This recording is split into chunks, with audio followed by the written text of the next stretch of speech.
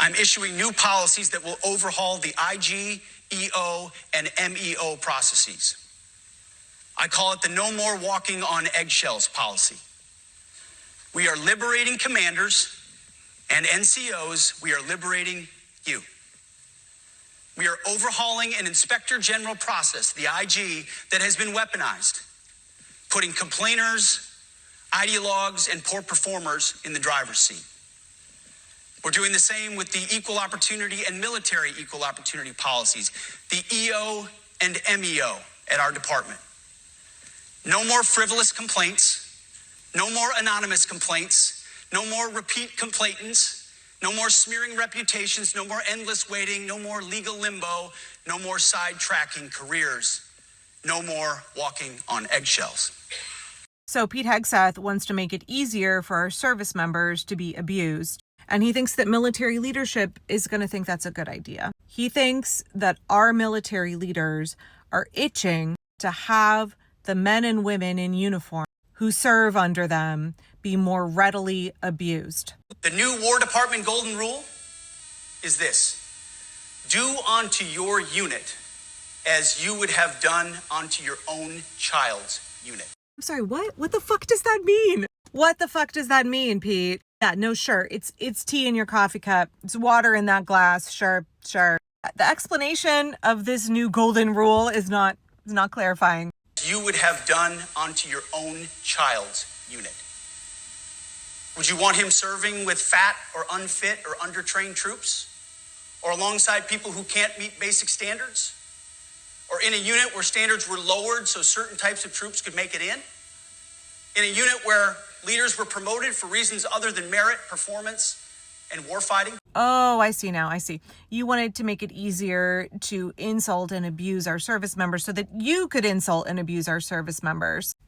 You're saying, Pete, that you think that the men and women who are honorably serving in our armed forces now are fat, unqualified, and out of shape? They don't deserve to be serving in the positions they're in? You're sitting there telling our military leaders that they got promoted into positions that they don't deserve? You a Fox News host with fuck all in terms of qualifications, is now running the Department of Defense and has cringily renamed it the Department of War. You said that people should be promoted based on their war fighting ability. Could you clarify what that means exactly? What the fuck is war fighting ability? Referencing the fact that you and Donald Trump intend to use our service members to wage war on American citizens? Because Donald Trump went on to basically say as much. In our inner cities, which we're going to be talking about, because it's a big part of war now. It's a big part of war. But the firemen go up in ladders, and you have people shooting at them while they're up in ladders. I don't even know if anybody heard that. And I said, don't talk about it much, but I think you have to. Our firemen are incredible. They're up in one of these ladders that goes way up to the sky, rescuing people, and you have animals shooting at them, shooting bullets at firemen. The Democrats run most of the cities that are in bad shape. We have many cities in great shape, too, by the way. I want you to know that. But it seems that the ones that are run by the radical left Democrats, what they've done to San Francisco, Chicago, New York, Los Angeles, they're very unsafe places. We're going to straighten them out one by one. And this is going to be a major part for some of the people in this room. That's a war, too. It's a war from within.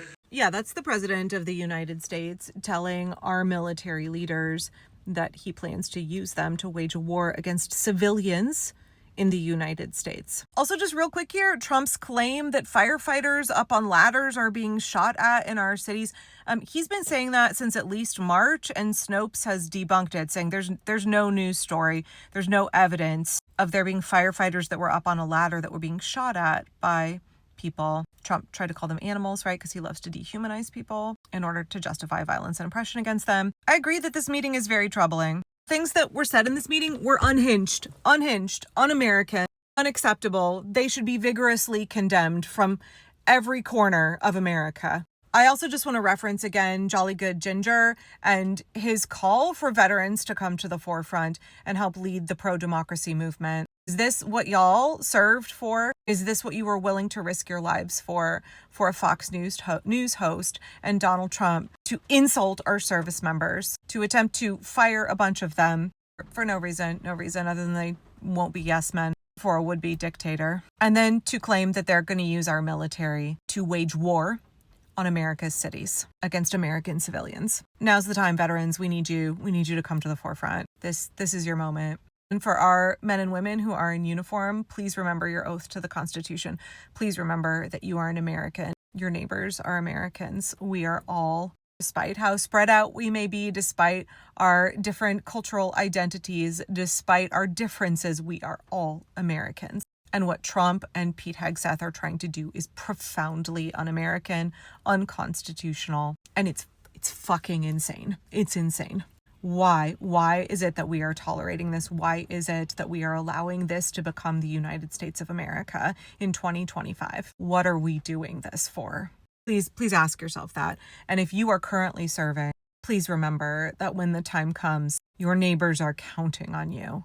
Refuse to comply with unlawful orders. We're counting on you to remember your oath. And to the rest of us, our responsibility now is to decide how we react to this nonsense. We cannot react by cowering in fear. We cannot react by giving up and bending the knee. This is our country. My dad didn't fight for this shit. My grandpa didn't fight for this shit. My grandpa fought the fascists, y'all. He fought for the American people, our Constitution, our liberties, our freedoms. I'm not willing to give this country up. I don't know about you. What they're trying to do is scare us into submission, and it's not going to work. I want to encourage you again. The mindset is not do not obey in advance. The mindset is fuck you, make me. This is my country. This is my Constitution. These are my neighbors. We will not be obeying. We will not be bending the knee to this shit. We all deserve better.